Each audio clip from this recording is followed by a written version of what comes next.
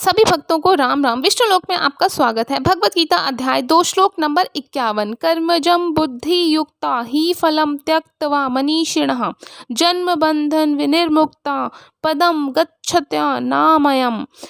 इस तरह भगवत भक्ति में लगे रहकर बड़े बड़े ऋषि मुनि अथवा भक्तगण अपने आप को इस भौतिक संसार में कर्म के फलों से मुक्त कर लेते हैं। इस प्रकार वे जन्म मृत्यु के चक्र से छूट जाते हैं और भगवान के पास जाकर उस अवस्था को प्राप्त करते हैं जो समस्त दुखों से परे है। मुक्त जीवों का संबंध उस स्थान से होता है जहाँ भौतिक कष्ट नहीं होते हैं। भागवतम में कहा गया है, जिसने उन भगवान के चरण कमल रूपी नाव को ग्रहण कर लिया है जो दृश्य जगत के आश्रय हैं और मुकुंद नाम से विख्यात हैं, अर्थात मुक्ति के दाता हैं, उसके लिए यह भवसागर गोखुर में समाये जल के समान है।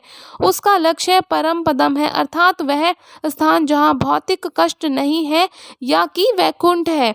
वह स्थान नहीं जहाँ पद पद पर संकट हो। अज्ञानवश मनुष्य यह नहीं समझ पाता कि यह भौतिक जगत ऐसा दुखमय स्थान है जहाँ पद पद पर संकट है।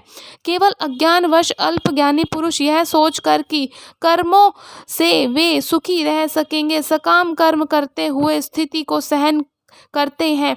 उन्हें यह ज्ञात नहीं है कि इस संसार में कहीं भी कोई भी शरीर दुखों से रहित नहीं है।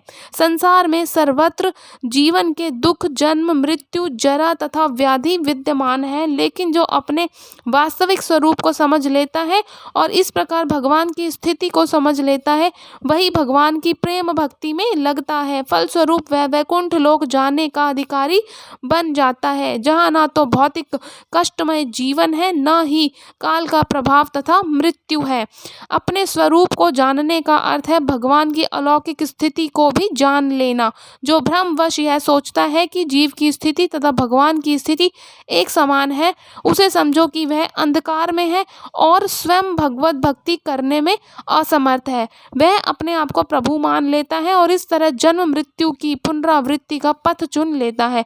लेकिन जो यह समझते हुए कि उसकी स्थिति सेवक की है, अपने को भगवान की सेवा में लगा देता है, वह तुरंत ही वैकुंठ लोक जाने का अधिकारी बन जाता है। भगवान की सेवा कर्म योग तथा बुद्धि योग कहलाती है, जिससे स्पष्ट शब्दों में भगवत भक्ति कहते हैं। हरे कृष्णा।